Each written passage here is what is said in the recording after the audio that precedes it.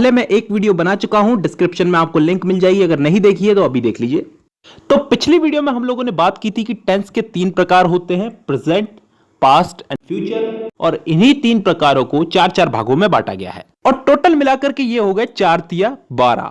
और इन्हीं 12 भागों को समझाने का मैंने आज वादा किया था, तो जरूर समझाऊंगा। लेकिन उससे पहले मैं आपको बता दूं, अगर ये 12 भाग आपने समझ लिए तो पूरे टेंस समझ लिए, क्योंकि सारे टेंस इन्हीं 12 भागों में है दोस्तों। लेकिन ये 12 भाग हमें आसानी से समझ में आए, इसके लिए मैं सुविधा करना चाहता हूं।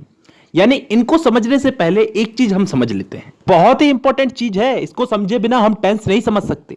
सब्जेक्ट, ऑब्जेक्ट और वर्ब, ये 3 नाम आपने कहीं ना कहीं, किसी ना किसी, कोई ना कोई जगह पे जरूर सुने होंगे। इन तीनों में सबसे महत्वपूर्ण चीज है वर्ब। वर्ब को हम हिंदी में बोलते हैं क्रिया, या कह लो कोई काम। सब्जेक्ट का मतलब कोई भी व्यक्ति, जैसे मैं, तुम, रमेश, सुरेश, गीता, सीता वगैरह वगैरह। और ऑब्जेक्ट का मतलब कोई चीज, कोई वस्तु। अब ये तीनों मैंने बता दिए, तीनों समझ में आने के लिए हमको एग्जाम्पल लेने पड़ेंगे। पहला एग्जाम्पल मैं लेता हूं, मैं फुटबॉल खेलता हूं। I play football. इसमें आई सब्जेक्ट है, फुटबॉल ऑब्जेक्ट है और प्ले वर्ब है, क्रिया है।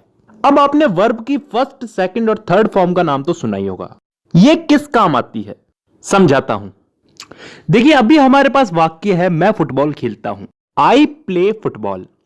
इसमें प्ले जो है ये वर्ब है और प्ले वर्ब की फर्स्ट फॉर्म है।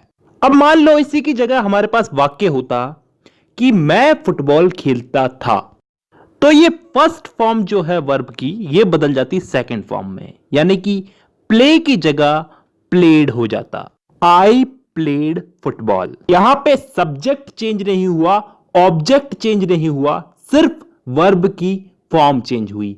फर्स्ट फॉर्म से वर्ब की सेकंड फॉर्म हो गई, प्ले बन गया प्लेड। तो आई प्लेड फुटबॉल, मैं फुटबॉल खेलता था। तो दोस्तों यहां पे सब्जेक्ट, ऑब्जेक्ट और वर्ब क्लियर है। सब्जेक्ट किसी व्यक्ति को बोलते हैं, ऑब्जेक्ट किसी चीज को बोलते हैं और वर्ब जो वो काम कर रहा है उसे बोलते हैं। अब हम चलते हैं हमारे उन टेंस के 12 भागों पे, जिन्हें समझने से हमें टेंस समझ में आएंगे, और इन सबको मैं एग्जाम्पल दे दे के समझाऊंगा। तो एग्जाम्पल्स को समझने के लिए सब्जेक्ट ऑब्जेक्ट समझना जरूरी था। तो अब शुरू करते हैं इन 12 भागों को समझना। अब यार पहले तो ये इंडेफिनेट वाले समझ लेते हैं, प्रेजेंट इंडेफिनेट, पास्ट इंडेफिनेट और फ्यूचर इंडेफिनेट। तो पहले हम समझते हैं प्रेजेंट इंडेफिनेट। हां, तो अब इसको मैं एग्जाम्पल देकर के समझाऊंगा। 3 टाइप के मैं आपको इसमें एग्जाम्पल्स दूंगा, अफर्मेटिव, नेगेटिव और इंटेरोगेटिव। जिसे हिंदी में बोले तो सकारात्मक, नकारात्मक और प्रश्नवाचक। और उसके बाद कुछ इंपॉर्टेंट रूल्स है वो याद करने हैं, उसके बाद ये भाग कंप्लीट। तो शुरू करते हैं। मैं किताबें पढ़ता हूं, आई रीड बुक्स।